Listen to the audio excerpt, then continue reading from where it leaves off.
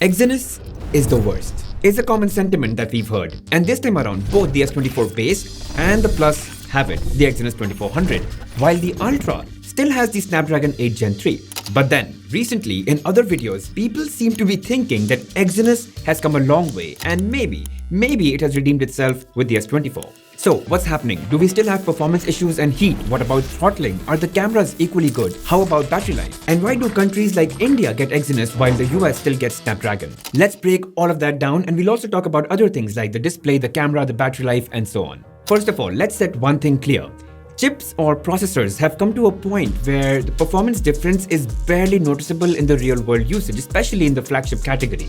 What matters more, actually, is battery optimization and software optimization nowadays. Firstly, not comparing it to anyone, Exynos 2400 by itself is a really good chip, at least on paper. It's fast, smooth, and I didn't observe any heating while charging or using the camera. Benchmark scores are comparable to some of the best chips today, and with its 10-core architecture, it's supposed to yield very high performance and battery efficiencies. And second, you get top-of-the-line performance components. You get LPDDR5X RAM, which is super fast and it's very battery efficient, and you get UFS 4.0 internal storage, which is also very fast. So everything is super snappy without a doubt. But let's cut to the important thing. Let's just compare this with the S24 Ultra using the Snapdragon 8 Gen 3. First, let's test how fast the AI functions are on both. We're just going to move the dog over here and generate the rest of the image. Next, we're going to erase the dog altogether and generate the image. And finally, let's straighten the image and have the rest generated.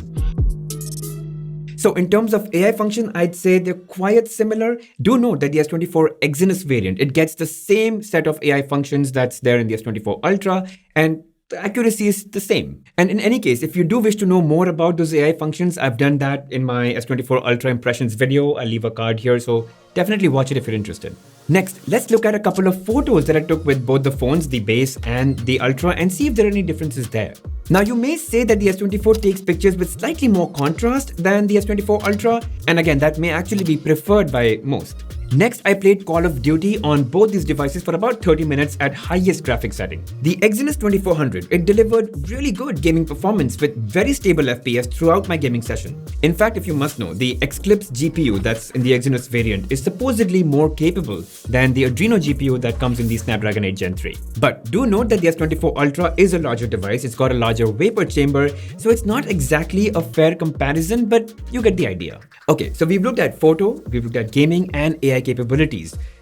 Things that you'd normally do every day on a phone, and realistically speaking, not much of a big difference in both their performances. But what about a use case like editing and exporting a video? So I exported nearly 2.5 minutes of 4K videos using VN Editor on both the phones, and the Snapdragon 8 Gen 3 was faster, in this case by about 10 seconds. Again, this isn't a use case for everyone. I mean, how often are you going to be exporting a video on a daily basis? And even if you are someone who is going to, then wouldn't you anyway prefer the S24 Ultra given it's got a better camera hardware? But yeah, definitely for this use case, the Snapdragon 8 Gen 3 takes a lead. And although I don't think performance benchmark scores are everything, but we can see that the Antutu scores for S24 Ultra with the Snapdragon 8 Gen 3 is higher than Exynos 2400. And what this tells us is that when you hit peak performance requirement, the Snapdragon 8 Gen 3 will be faster than the Exynos 2400. But again, how often are you actually going to hit those peak performance levels?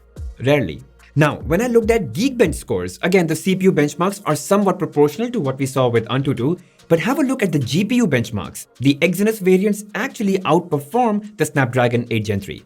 And just to be sure that it wasn't because I'm in a cooler temperatures, which is in Delhi right now, I did not notice any significant heating even while I was in Mumbai, which is typically hotter than Delhi right now, which is at about 30-33 degrees Celsius.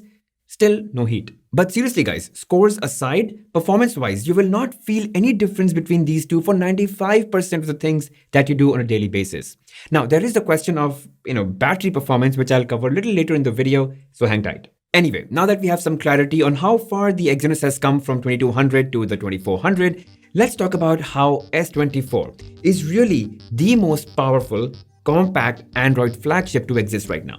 So, design-wise, super premium and top-of-the-line stuff. IP68 water and dust resistance, Gorilla Glass Victus 2 for display protection, a lightweight and strong aluminum armor frame, and beautiful symmetrical bezels all around that are now slimmer than ever before. And because of these smaller bezels, you now get a 6.2-inch display in the same frame as that of S23, which had a smaller 6.1-inch display. So for the same price and same dimension, you get a larger display. And then you've got a nice curved frame, feels very comfortable, and the flat display looks gorgeous. Now, one of the things that I want to point out is that in the Android world, there is no powerful compact flagship. Sure, there's the Asus Zenfone 10, but that's not readily available everywhere. And sure, there's the iPhone 15, but I do have thoughts about that towards the end of the video, so you might want to watch this all the way to the end. But seriously, this compact, comfortable size with flagship performance and one of the best cameras on a smartphone, there's really no other Android like this in this segment. And now, moving on to the display. Well, what do I say? It's Samsung's dynamic AMOLED display, and there is nothing like it. It's easily the best in the segment and in the industry overall. But, two big improvements. First, the brightness this time, as on the S24 Ultra, peaks at 2600 nits. I mean, look, high brightness is one thing, but being able to do so while maintaining colors and the accuracy of the content is what phones like the S24 and the Ultra really excel at. Also, this time around, they've upgraded to LTPO displays on both the base and the Plus model, which means they can go as low as 1Hz and as high as 120Hz depending on the content. And that actually makes them more battery efficient than previous phones. Now, one of the things that many did not point out about the S24 Plus is that it now gets an upgraded screen resolution. Like the S24 Ultra, you can now switch to a higher resolution for a more crisp and sharp display. All in all, in this segment or for this price, there's simply no other phone that can beat the displays of this entire series. Anyway, now let's touch upon the cameras. So both the S24 and the Plus have the same hardware. If you compare them to the S24 Ultra, they basically lack the 5x zoom 50 megapixel lens, rest is the same. And from initial photos that I took, well, they're great. I've not tested them thoroughly as I would do in my full review, but from the looks of it, they're quite at par with what I would see from the S24 Ultra. I also took some portrait shots to see how good is the edge detection and focus fall off, and without nitpicking and just looking at it from a distance, I think they're quite nice. Now, one thing I noticed is that with One UI 6.1, they've moved certain controls like you used to get for photos in portrait mode up front, but now you just got to swipe the photo up and see possible recommendations for the edit right here. Now from here, you can still access the portrait settings like you could earlier and make any changes. You still get 8K video recording at 30 FPS and 4K recording to up to 60 FPS. And I think the video quality is pretty good. And by the way, feel free to download these photo and video samples from the link in the description. Now, let's talk about the more sensitive part, the battery life. And again, it's Exynos, so I'd like to address battery life in context of that. First of all, battery capacities have increased on both the S24 base and the Plus model. But then battery life is more important than battery capacities. So look at this screenshot. With 65% of my battery being used, I'm getting close to 4 hours of battery life. That's a big improvement. I mean, I've got another 35% left. And then with that 35% more, I could have gone for additional 2 hours, giving me a screen on time of about 6 hours, which I think is incredible considering how compact the phone is and so how limited the battery capacity is, and it's still rocking a flagship chip. I mean, this is really good, and the S24 Plus with an even larger battery capacity will easily yield close to what the S24 Ultra gives in terms of battery efficiencies. Now, before I end the video, I do want to compare this with the iPhone 15 base because you might be considering that phone at a similar price point of about 80,000 rupees. Look, the iPhone has its own advantages and benefits and a whole other ecosystem. But if you're leaning towards the S24, then let me give you a couple of other reasons which might actually convince you to get the S24 instead. First of all, if you're already on Android, then iOS is a whole other learning curve. I've actually done a video, so must watch that to know what you're really getting into. Second, you get a whole other camera, the telephoto lens that's just missing on the iPhone 15. There's also no 8K video recording on the iPhone. Sure, you may not use it as much, but still, it's missing. Next, none of the AI features are available on the iPhones right now, so that's something you'll completely miss out on. The iPhone 15 non-Pro models have an inferior display. They're not even 120Hz. They're also not as bright as the S24. There's also no reverse wireless charge that could help you charge your accessories like your earphones or your watch or even an iPhone.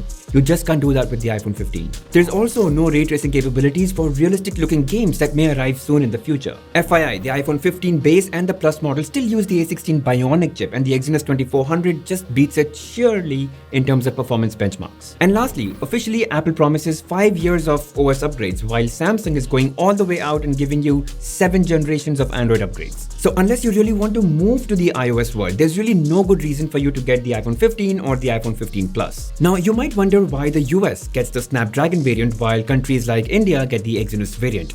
Well, it actually has to do more with the availability of the technology. So US is very big on the use of CDMA technology, and the rights to using the technology actually lies with Snapdragon. And so for Samsung, it's a lot easier to use Snapdragon chips than to use Exynos chips. In India though, we use GSM, and since Samsung is already making their own chips, it just makes sense for them to use their own Exynos chips instead. And it also helps them build their own supply chain rather than depend on someone else for it. It's just a good business move, and to start with, they're doing it with the S24 base and the Plus models. Anyway, that's pretty much it, guys. I mean, yeah, it's Exynos, but this time around, I really think the gap is a lot lesser than ever before. They've really improved over the Exynos 2200. The battery and the efficiency gains are absolutely clear now. I don't see any performance issues either. Little to no difference in camera processing as well.